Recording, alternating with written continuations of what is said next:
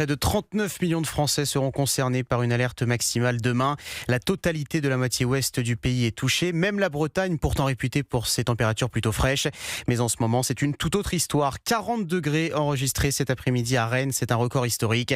Des conditions impossibles pour travailler en extérieur, c'est ce qu'a constaté la correspondante d'Europe 1, Sandrine Prioul. Romillet, petite commune du bassin rennais, soleil de plomb, la brise est chaude, étouffante. Celles et ceux que vous croisez rasent les murs.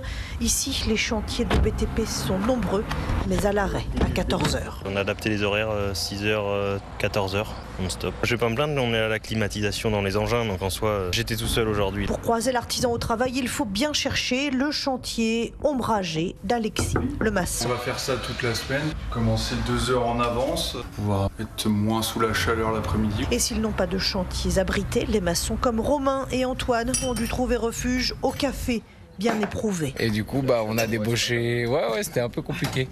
On a terminé plus tôt, on est venu boire une bière. Là, ce matin, il faisait très chaud, on s'est aspergé d'eau toute la matinée.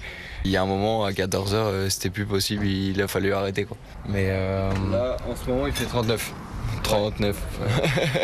C'est partout pareil, hein. La Bretagne aussi. Donc, on s'arrête, ça sert à rien. Si on chope une insolation, on pourra pas bosser demain. Les objectifs, adapter les horaires, ménager les organismes pour tenir ces 5 jours et limiter les retards de chantier. Romillet, Sandrine Prioul, Europe 1. Et vous l'avez entendu, difficile pour certaines professions de poursuivre l'activité sous cette chaleur.